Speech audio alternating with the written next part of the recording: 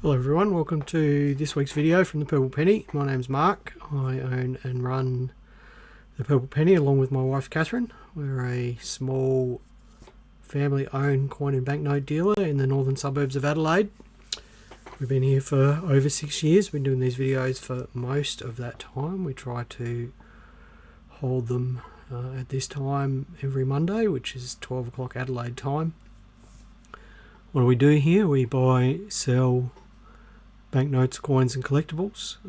We mostly buy collections over the counter. We're also authorised deals for the Royal Australian Mint, so when they have a release we sometimes get a small quantity of new release coins and things like that, and we're able to sell them to people who come in here to the shop. And if we have enough inventory left over, via our website, thepurplepenny.com, there's always lots of new stuff going up on thepurplepenny.com. We try to list up sort of 20 to 40 items a week, mostly things that interest me, I guess. Catherine is in charge of all the mint products. She takes care of all the newer stuff, and I take care of all of the older stuff that I find a bit more interesting. Generally in these videos we try to have a little bit of a rundown of the news, what's been going on in the coin world during the week, and then we have a topic of the day. Now, just before we get started, I thought I would just share some silver bullion that we got in this week, which has, I guess, triggered me to go with the topic of the day that I've chosen today. So these are, now I'll just put my hand over the light here. These are Canadian bullion coins. So if Russell's watching a bit later, he may well be able to tell us all about this. Russell from Canada. Sorry, it's terrible focus there. Got portrait of Queen Elizabeth on the obverse there. What makes these interesting is you can see how thick they are. They're actually 2 ounce coins. I've never seen these before. 2 ounce 2020 Canadian geese coins, I guess, silver bullion coins, 99949 silver, which means that there's silver up to the fourth decimal place. And we've got a whole tube of them come in. Pretty remarkable things, actually. I was quite excited to see them. So if you're interested in 2 ounce Canadian geese, what denomination are they? $10? Then reach out to us. Right, we had a coin release last Thursday. You may or may not know that. Catherine came up with a good term for it. She called it a silent release.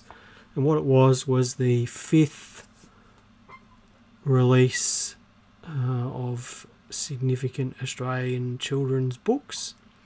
And I believe it's the final one. And interesting that it was not available via the ballot system. It was available, shall I call it old school, via the Mint's website through Hewitt. And the Mint did very little to publicise it, actually. We got very limited stock, but we were able to keep a few of our customers happy with those.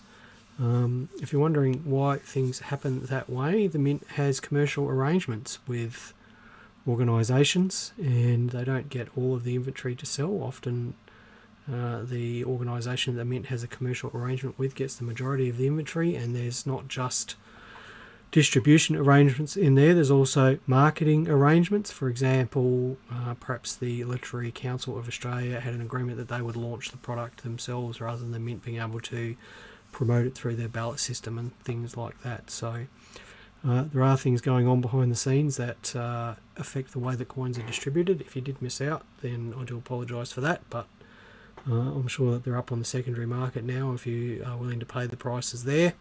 And I believe, as I said, this is the last of these children's books releases that we're going to see. We'll say a few hellos before we get started. Hello Daniel, hello Stuart, hello Peter, hello Ray, hello Daryl, hello Sam. Good to see you this week, Sam. Glad you could make it in. Hello Michelle, Petra, and Ted. Hello everyone, thank you for joining in today. So let's jump into the news. What can only be called a world famous coin has surfaced in the USA in the last few weeks. An $1804 If you come in here to the shop and spend a week here in the shop, or you trundle around second-hand markets and markets and marketplaces in Asia and things like that, one of the most common fake coins that you will ever see is the 1804 US dollar. If we ever get a collection comes in that has an 1804 US dollar in it, I automatically treat everything with a great degree of skepticism, because the 1804 US dollar not only is one of the most legendary coins in international numismatics, it is actually the most faked coin in international numismatics. You can almost always assume if you see one that it's fake. Now, there are only 16 1804 dollars known. The chances that you pick one up at a market, or you find one in your Pops coin collection, or in an old tin of coins at a garage sale, are of course virtually zero. But interestingly, one of the 16 no coins has actually surfaced just in the last couple of weeks, and it came from the collection of James Stack Sr., and he was one of the world's biggest collectors of US coinage in the 1930s and 40s. He had a massive collection of coins, including an 1933 double eagle, which he had to hand back to the US government. It turns out that he purchased an 1804 dollar, and it is probably the finest of the type known. So as I said, just one of 16 known. Where he got it from is unclear. It hasn't been seen since the 1840s, and it, known as the king of US coins, is expected to fetch more than 4 to 5 million US, which is quite amazing. The last 1804 dollar that sold in 2021 fetched almost 8 million US dollars. Now, there were no 1804 dollars struck in 1804. They were all struck after that time. In 1834, there were a handful struck as gifts for VIPs, and that one that sold a couple of years ago for $7.7 million is a known one that was given as a gift to a VIP in 1834. And there were some also struck in the late 1800s, and it's theorised that's where this one's come from. Believe it or not, there are 2 or 3 different die combinations for just 16 coins, and this one is the best known of this particular die combination. So a real 1804 US dollar coming up for sale in the USA. Hello Julie, and hello Gwen, thank you for joining in. Next item in the news. This was on the defence.gov website as a coin collector. Leading seaman Adam Hamburger, interesting name there, has collected challenge coins as part of his job in the Australian military for more than 27 years. Apparently he has bookshelves full of boxes full of challenge coins, and on a recent 3-month deployment on a ship, he has collected more than 130. And he uses his collection as a way of meeting servicemen and women from other countries, and has a list of contacts all around the world that when he goes into certain harbours, he contacts those people and meets up with them and swaps these so-called challenge coins. His favoured challenge coin is from the HMAS Melbourne, which he served on for 7 years. When it was decommissioned, there was challenge coins issued. Now, what are challenge coins? Challenge coins basically are medallions that bear the logos of military units, ships, Air Force squadrons, all that sort of stuff. And these days you can buy them online from China, design them yourself, things like that. They used to be quite special. How are they handed out? They were initially given out in recognition of achievements, of unit achievements and individual achievements. But these days, many military units just carry them to swap with other military units when they perform on operations together, or ships drop into port and things like that. So it is quite a wide area of collecting. Some of the challenge coins can be reasonably valuable, perhaps worth $50 or $60, but most of them trade for in the $10 to $30 range, and it is a very specialised area of collecting, and there are many of them issued every year, many new ones. Now, I've spoken about this coin hoard a few times before. Back in the late 1980s, a pair of metal detectorists on the island of Jersey. So the island of Jersey is one of the Channel Islands. It is a protectorate of the United Kingdom, but it is basically just off the coast of France. In fact, it's near the battlefields of Normandy in France, but it is protected by England. Anyway, back in the late 1980s, a pair of friends, metal detectorists, decided that local rumours about Celtic coins being found in a particular area were worthy of investigation. So for the next 30 years, when farmers allowed them into their fields when they were lying fallow, that means in between crops being harvested and then being replanted, these two gentlemen combed the fields of Jersey for 30 years, and in 2010 they found a hoard of 70,000 coins buried in a field, coins and jewellery, and the coins themselves were Celtic, a local tribe that was present on the island of Jersey. They all date to about 30 to 50 AD, and it's theorised that they were buried there by this tribe that fled the island when Rome was set up to invade Great Britain. Rome invaded Great Britain in about AD, someone's going to tell me AD 41 or 42, I apologise, I forget exactly. So these coins were probably buried then.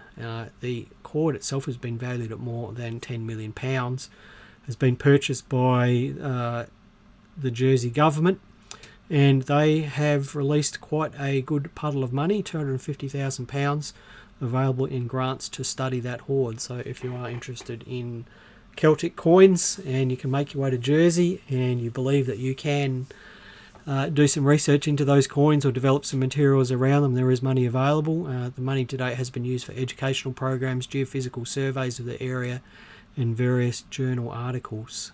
I can't imagine what it must be like to find 70,000 coins, especially after you've been looking at them for 30 years. So a few more hellos here. Hello Cam, hello Carolyn, hello Bevan, hello Brett, hello Phil, hello Patrick, and hello Catherine. Catherine is watching from interstate today. She's not here in Adelaide at the moment. She's in Canberra visiting our daughters. So hello Kath, thank you for joining in today. Now that's it for the news for this week. Now what I thought I would do today is just talk about some tips for avoiding fake gold and silver bullion, and this was just triggered by those little 2-ounce rounds that we bought. And we did buy a number of 1-ounce rounds with those, and we bought some bars this week. So last week we have bought quite a bit of silver bullion in the last 10 days or so. And we rely, I guess, on a number of things to stop us from buying fake bullion. We have failed a couple of times in the last 6 years. We bought 1 or 2 rounds that got past us, but it has been a long while since that happened. And I thought that I would just share some of that information with you so that if you are going down the track of stacking some silver or some gold, what you can do to, I guess, try to minimise your chances of accidentally purchasing some fakes, because there are fakes around.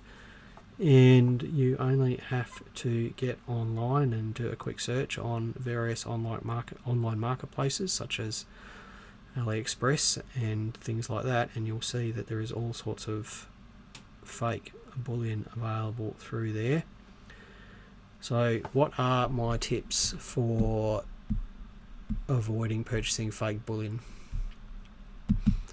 So bullion comes in a number of formats. It comes as coins. These 2-ounce things that I showed you earlier, these are coins. So as they are coins, then you should get to know your coins. That basically means looking at a whole pile of coins of the same type, and you'll get to know fake ones when they pop up in front of you. People ask me how I know when a coin is fake. A lot of the time I can tell just by looking at it, and they go, well, how do you know? And I guess the answer is that if you have had children, and when your children were small, and some people would argue that all small children look more or less the same, But if you do put your child in a room with 100 others, you can pick them out fairly easily because they are so familiar to you. And it's the same with coins. When I've looked at so many King George V pennies or 1966 round 50-cent pieces, when I see one that is a bit odd, it stands out. Now, I'll just share a picture of a fake 1966 round 50-cent piece that someone attempted to pass off to us through the shop here a few years ago. So there's the fake there. Now, these fakes are available online. I don't know about this particular type of fake, but fake round 50-cent pieces are available online. And we picked this out immediately. It was in a bag of several hundred other round 50-cent pieces. There were perhaps 10 or 20 of these fakes in that bag, and you might wonder, why would you bother? Why would you bother? Well, the answer is that, like many things, there is profit in volume. And if you're selling 100 round 50-cent pieces and you've bought them in the last month, maybe you're only going to see a 50-cent profit per coin or something like that. But if you can slip through 10 or 20 of these fake ones that you've only paid $2 for plus postage, then your profit then increases by quite a bit, because you might profit by $15 or $16 a coin with these fake ones. And how do I know that that isn't real? Well, because it doesn't look like the Queen. It doesn't look like the Queen. I mean, we must handle thousands and thousands of round 50-cent pieces every year, and various decimal coins with this portrait on them, the mark-in portrait of the Queen, and this just doesn't look right. I've got some arrows there pointing at specific things. So the crown up the top there, for example, lacks a huge amount of detail over the genuine one. The eyebrow protrudes too far from her forehead.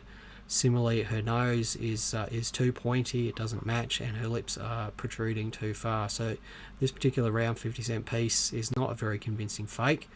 If you were perhaps new to the game, it might slip past you, and if you're running a busy bullion business and you're buying hundreds of these a day, then perhaps that might slip past you too. But that's my number one tip: is get to know your coins. Get to know your coins.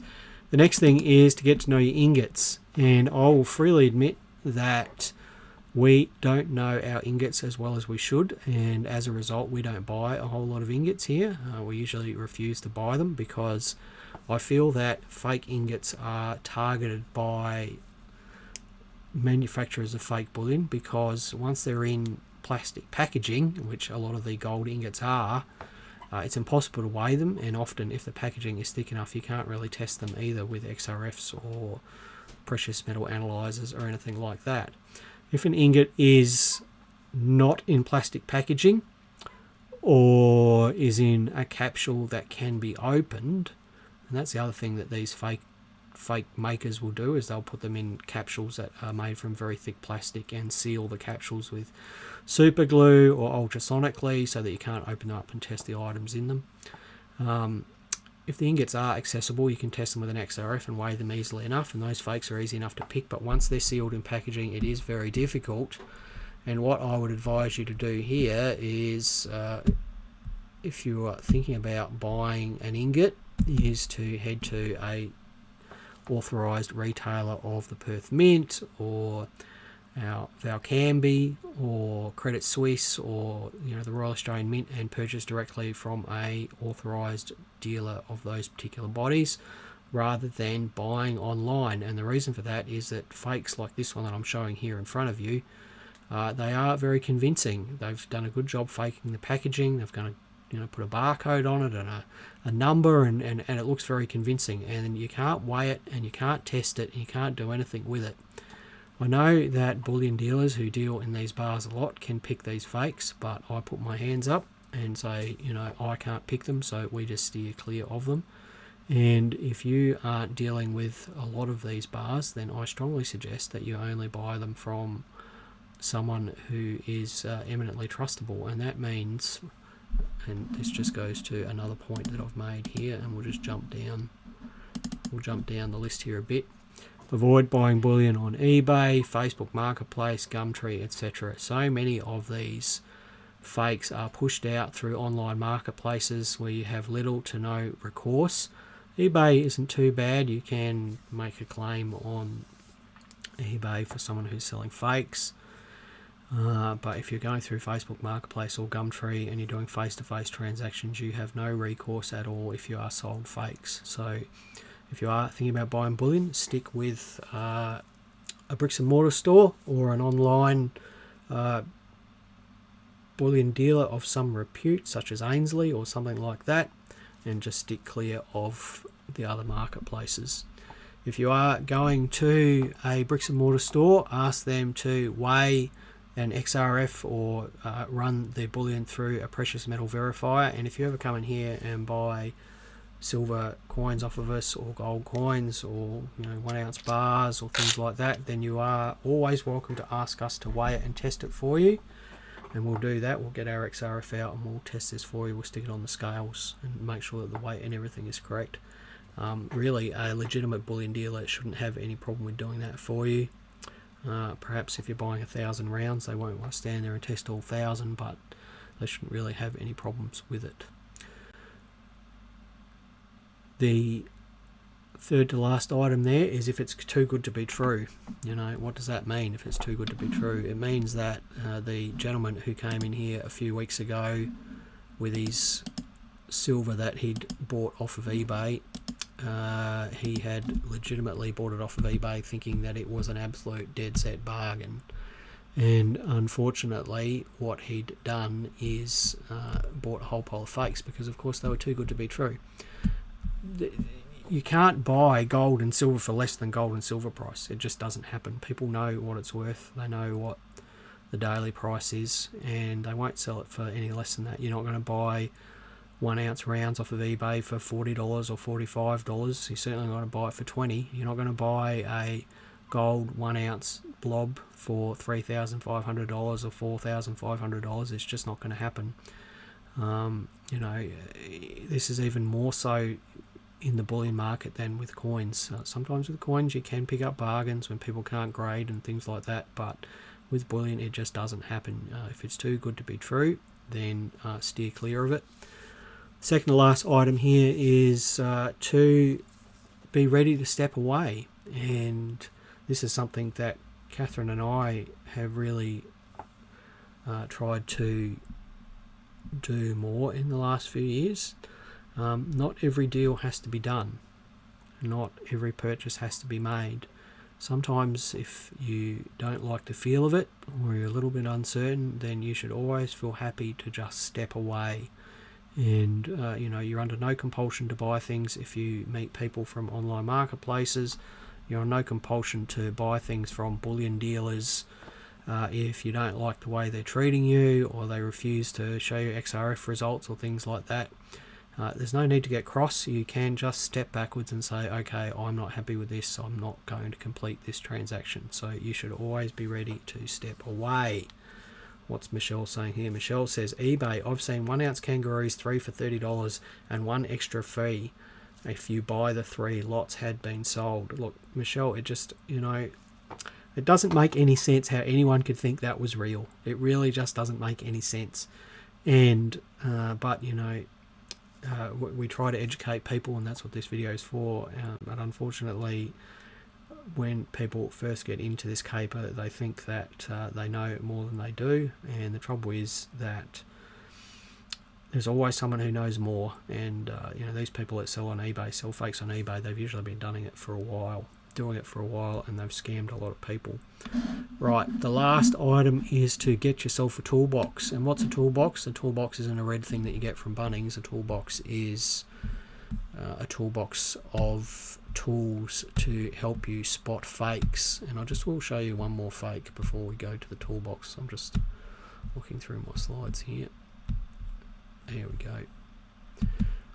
This is a US $5 coin that was brought into us a couple of years ago now, and it weighs the correct amount, within sort of 0.15 of a gram of the correct amount, and on the XRF it actually tested 90% all over.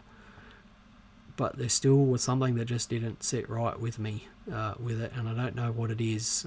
Well, I do know what it was. It's because it was with some other fakes as well, and as soon as I see one fake coin, I automatically assume that all the coins are fake.